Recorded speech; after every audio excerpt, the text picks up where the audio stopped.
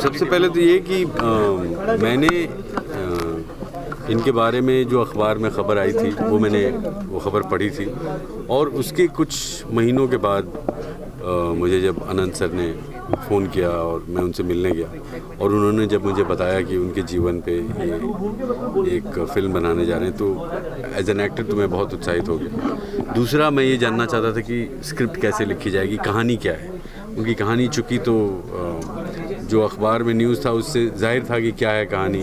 उनका संघर्ष भारतीय सरकार के साथ पिछले 30 सालों से फ्रीडम फाइटर सर्टिफिकेट लेने के लिए जो जद्दोजहद उन्होंने की, वो उनकी कहानी थी, उनके संघर्ष की कहानी थी। लेकिन सिनेमा के लिए उसको लिखना एक बहुत बड़ा संघर्ष अपने आप में है। तो जब मैंने उनसे पूछा कि स्क्रिप्ट कैसे लिखी जाएगी, तो उन्होंने मुझे बताया कि सीपी सुरेंद्रन साहब स्क्रिप्ट लिख रहे हैं, और मैं सीपी सुरेंद्रन साहब का बहुत कायल हूँ।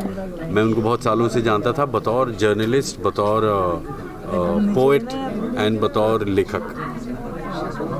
लेकिन ये उनकी पहली फिल्म बतौर स्क्रिप्ट राइटर थी। तो इसके बाद हमारा कोलैबोरेशन भी शुरू हुआ। हम कई बार दास साहब से मिलने भी गए, दहसर में रहते हैं दास साहब। तो इसके बाद जब वो स्क्रिप्ट बनकर आई तो धीरे धीरे उसमें काफ़ी बातें गौर हरिदास जी की, जो हम रोज़ जाके मिलते थे उनसे, जो नई बातें उजागर हुई वो हम सब स्क्रिप्ट में, क्योंकि मतलब उनके 30 साल का जो संघर्ष रहा है वो इतना बृहद है कि हम सारी बातें फिल्म में नहीं कह सकते। तो उसमें से क्या हम पिक करेंगे, क्या सेलेक्ट करेंगे और क्या दिखाएंगे, वो उन तानों बानों से बुनी है ये फिल्म। ऐसी कोई चीज़ थी जिससे आप इंस्पायर हुए? सारी चीज़, मतलब एक चीज़ नहीं थी। Bye bye bye bye bye bye. देखिए, उनको पकड़ा नहीं, आप लोगों ने, वो भाग रहे हैं। तो उनकी हर चीज़ काफ़ी इंस्पायरिंग है दास जी की।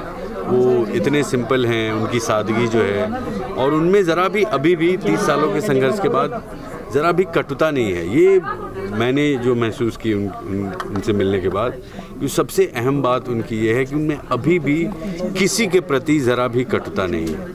तो इतने मृदुभाषी हैं, इतने मधुर स्वभाव के हैं, हमेशा खुश रहते हैं। अभी भी उनकी अभी उम्र कुछ 81-82 ईयर्स की होगी, लेकिन अभी भी उन्हें कोई मलाल नहीं है, कोई बड़ा दुख नहीं है वो, और अंदर से चित्त से प्रसन्न व्यक्ति।